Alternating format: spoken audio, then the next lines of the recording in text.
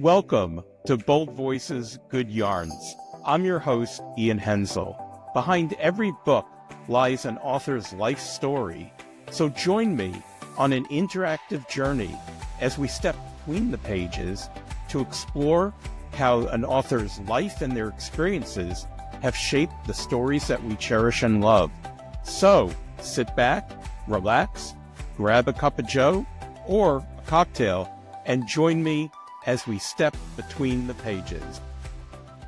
Welcome, everyone. I'm Ian, and I'm your host here at Bold Voices, Good Yarns. And today we are thrilled to have Annie Mare, who is the author of a new kind of multiverse romance that's out, Cosmic Love at the Multiverse Hair Salon. And it's about, I guess, star-crossed lovers who are not only star-crossed because they live in different time dimensions, but there's other intrigue going on and a whole host of queer characters and community that surround them. So we are thrilled to welcome you here today, Annie. Yeah, thank you for having me. I'm glad to be here. So we're going to be jumping between the pages of your life. I'm not going to get out a big book saying, Annie Mare, this is your life. We're not going to be bringing in your first grade school teacher. And I even wonder if our younger viewers know about This Is Your Life. At any rate, Yeah. Do you think?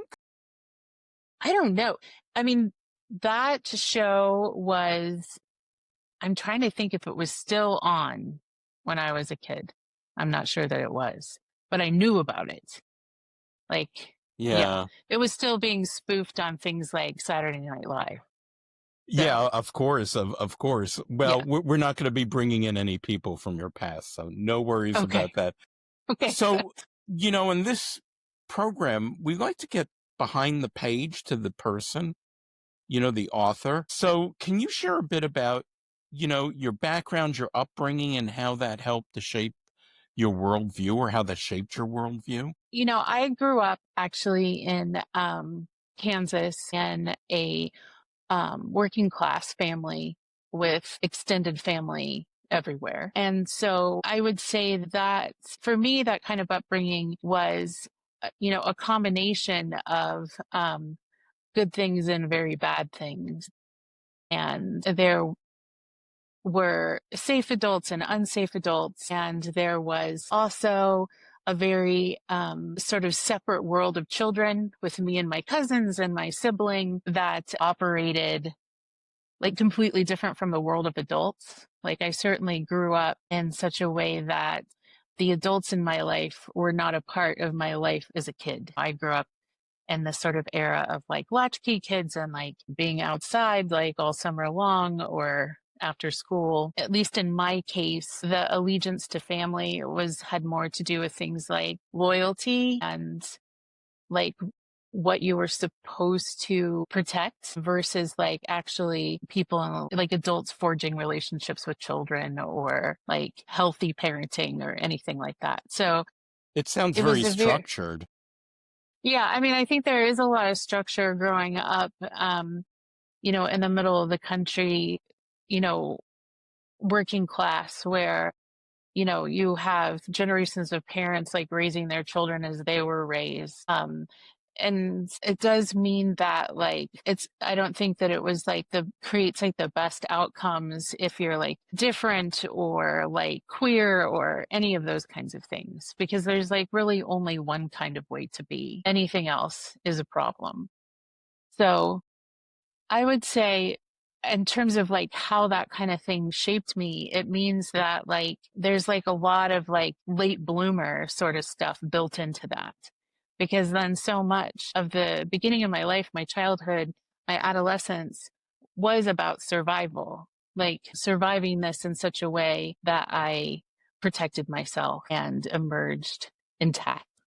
And then it really wasn't until I was a young adult in the world myself, making more and more decisions about like how I wanted to live my life that I started to understand myself. Because the only context previously I had to understand myself was this like very like narrow and sometimes like unsafe environment.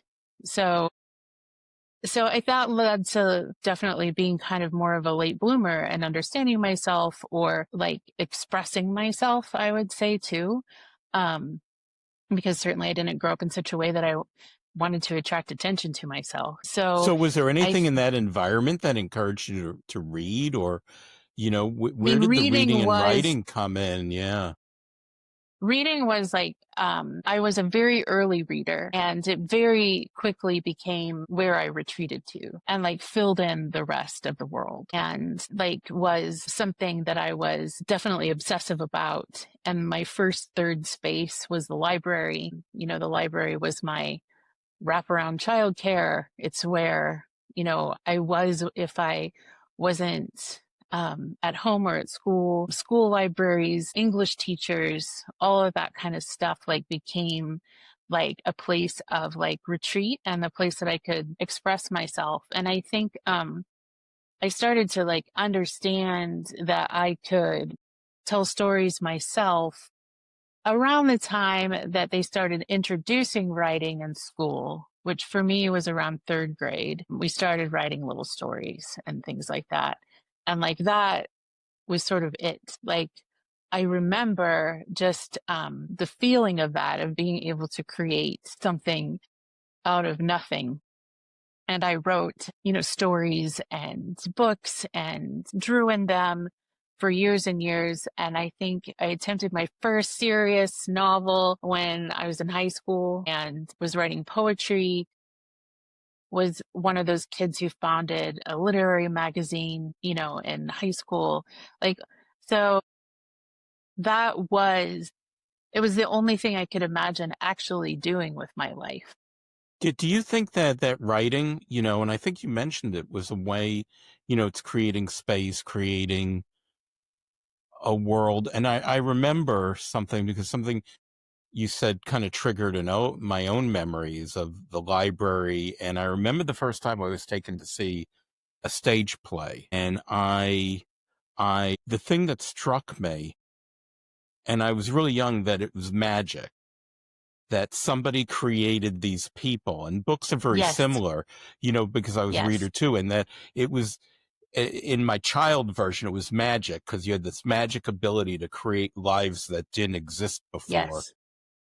Yes, absolutely. I remember, I think that I was in second grade when I read A Summer to Die. And if you're not familiar with that book, it's No, I'm not. about, yeah, or no, not A Summer to Die, like Where the Red Fern Grows. A Summer to Die will come back later. But Where the Red Fern Grows is a story about a young boy who lives in Appalachia, and he decides that all he wants is a red bone hound. And so he saves up all his money, goes on one of these like epic trips by himself, and ends up buying these two redbone hound puppies, Dan and little Anne. And they become sort of his whole life. Like the book, a lot of the book is him and these dogs, like exploring his environment and his relationship to his family, and how his relationships to these dogs introduced him to um to love, to the beauty of where he lived. And then in this book, like first, Dan passes away, as dogs do. And then little Anne with a broken heart passes away. And it's like a watershed moment for this young boy's life. The fact that like love comes into your life and then comes and then like leaves it, but something else remains. And I read this book, and like, at the end I was just weeping and weeping. Like I couldn't breathe. I was crying so much. But my thought was like, I want to be able to do this. Like until that point, I mean, books had made me laugh. Like, I had read Beverly Cleary and all that kind of thing, but like a book had never like broken my heart like that. And all I thought was like, that's magic. That is like a magic trick. And It, I, yeah, and I wonder, and it's interesting, because I saw you disappear into the book, as you were talking about it. Right. I mean, Yeah. I could see what was going on. I saw you, obviously you were still on the screen, but I could Yes. see you disappear into the book. So that it Yeah. sounds like it had a profound effect. And you said, when you were younger, that this kind of partitioning, that there were the adults and the separate world. Do you think, because I'm thinking now, and I'm just curious, could that, in Cosmic Love at the Multiverse Hair Salon, you have these people separated into, kind of partitioned and separated in time. Do you think some of that came into the book?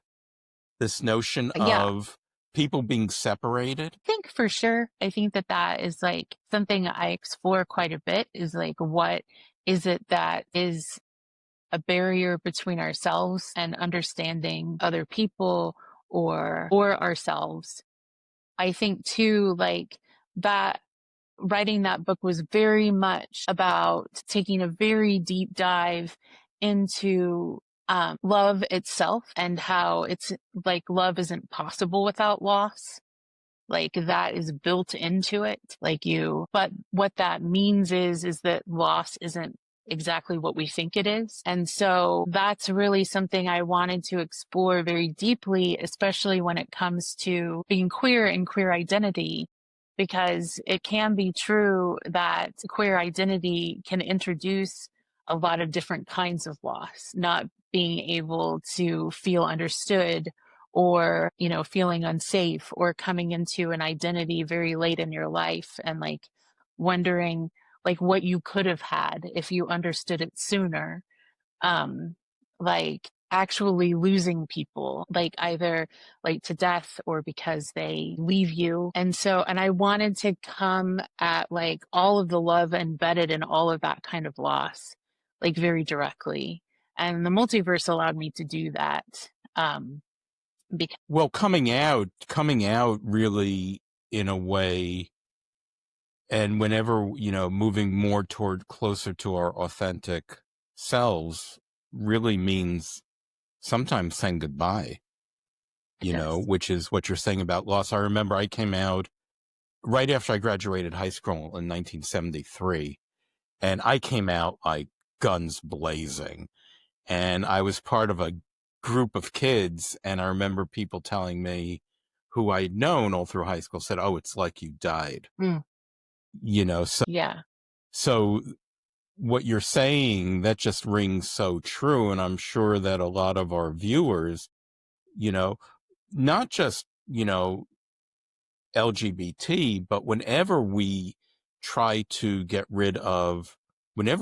become more of who we are, it means Yes. saying goodbye and being separated sometimes. Yes. Like, I think so. And I think that so often, who leaves may have a very different experience of that than you do. And that can hurt too. So like if you do lose someone because like you've come out, or you've like understand something richer about your own identity that feels alienating to someone in your life, like that kind of thing, like from your perspective, you're asking them to stay with this like part of you that you understand even better. Like, it's an invitation to remain. And so for them, you have offered them permission to go, because they can't hang anymore. And that's so painful. It's It is. But, I don't think, God, this is going to sound trite, but does anything that we do, there's always a bit of pain in whenever we're really pushing to be who we are. We push through our own pain, and there's some pain too that others experience. I'd like to know now, would your readers, is there any aspects of your life that your readers would be surprised to learn influenced your writing? You don't play the hmm, accordion, do you? I No, don't I'm play the kidding. accordion. No, no. So is there something readers would be surprised? to know about me, like reading my books? That's the question. Or that about your life that influenced your writing?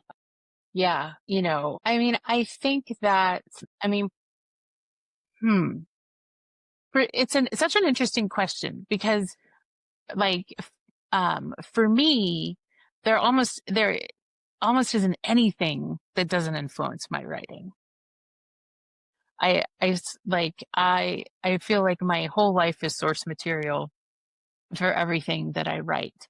And so I guess from a reader's perspective, when they're reading my books and, predominantly like queer characters, I guess like the biggest thing is like that I do return to things like some themes that I don't have direct experience with, but like I'm interested in like how they change people's behavior or how they don't change people's behavior.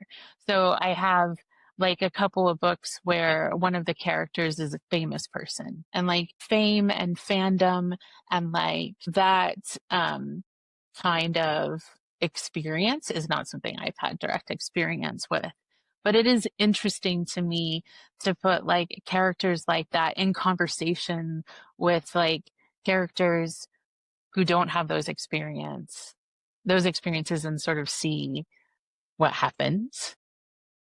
I think and I also think that there's a lot of queer people who are interested in famous people, because famous people tend to be completely exposed and expressive and doing something like out in front, plus there's like all of these rich traditions of queer influences and entertainment. And so it's like sort of fun to be able to have like this thing that I do, which is writing, to be able to imagine all of that kind of stuff. Like, even though my life itself on the outside, my wife and I like have 2 kids and we have all these pets, like it's very ordinary, but I do like to explore really big worlds and big ideas in my books that I may not have direct Well, responsibility. Like, yeah, extraordinary things happen in very ordinary places. yes, And you that are is true. famous. You're on this podcast. I mean, isn't this the pinnacle of fame? Oh, you're right. I want to do a pivot now, and I'm going to ask you a question Yes. that I ask everyone who's on our show. Okay. When an author creates a book, they create a world with people. They're creating their own universe. If you could live in a book, and I did this because I always wanted to live in books when I was a kid. Yes. If you could live in a book, what book would you choose to live in and why? Well, this goes back to the book I mentioned earlier by accident, but the book is called A Summer to Die by Lois Lowry. It's a young adult book that I think was published sometime in the 90s. I read it when I was a young teenager. I think, it was already, I wouldn't say old fashioned, but it had been out for some time. But, and it's a book about a family who the dad needs to finish a book. He's a writer and he needs to focus. And so he moves his whole family from the city to this house out in the middle of the country, for some years so he can finish this book. And the main character is this young teenager, and it's her and her sister and her mom and dad. And they move out to the country in this big, um, sort of what I imagine like Victorian house, like one of these big old fashioned farmhouses that probably belonged to some rich farmer like 150 years ago, but now is being rented to professors who need to finish a book, right? And in the course of this year, the main character's older sister is diagnosed with leukemia. And so, the book is about her, like, or at least part of it is her decline and death. Which sounds so, morbid to say that I would want to live in this book, but it's like maybe one of the most like purely like beautiful books I've ever read, in the sense that it absolutely, the world building is so breathtaking. the details of the house just seem like a house that you would want to be in and explore. And like the fields around the house of like all of these wildflowers. Eventually she starts talking to the neighbors, which are this very young sort of counterculture couple who buy and move into this house and are growing their own food and eventually have a home birth that the main character witnesses. Like this couple are the ones that teach her about loss and how to bear it. She becomes friends with a man at the library who teaches her how to be a photographer. And it's a story about this very interesting young woman character coming into herself while her sister is leaving the world, and like a place she never thought she would be interested in or belong, but becomes her whole world. And if I've had dreams about like the setting and the world building in this book before, and like I was very obsessed with it. It was a comfort read just to like go back to this place. And so that is like still the book I think that I would want to visit. So it's like a very comforting world to be in. Yeah. It's a world that has its challenges, but it also has its enrichment, its relationships. Going back to the beginning of, when we started today, you said, I kind of come back to growing up in a world that's kind of fractured. In a way, compartmentalized. Emotions are compartmentalized. Yes. People are compartmentalized. People are compartmentalized into their roles and their place. And this is, it sounds like a very, going from that to something, even though there's pain, but kind of very holistic and nurturing. So very, very interesting. Annie, I want to thank you for being on our show today. It has been absolutely delightful. Once again, we've been in conversation with Annie Mare, whose new novel, Cosmic Love at the Multiverse Hair Salon, is available for you. There'll be links in the description, in the show notes, where you can get the book. I want to remind you to please like and subscribe to our channel, because that really helps us a lot. And we can keep bringing you fascinating authors like Annie Mare, who was our guest today. Annie, thank you so much for being here today. Thank you, Ian. Yeah, this was lots of fun. I appreciate it. Yeah, I'd like to continue this conversation sometime. So maybe we'll have you on the show again. Well, I would be delighted. Thank you. So thank you, everyone, and we'll see you real soon with another episode where we step between the pages of another life. So bye, everyone. You've been listening to Bold Voices Good Yarns, brought to you by Rattling Good Yarns Press. Subscribe to our channels on Spotify and YouTube, and follow us on social media. Search for Rattling Good Yarns Press. Also, visit our website at rattlinggoodyarns.com, where you can find great reads and interesting articles about the world of books. See you soon!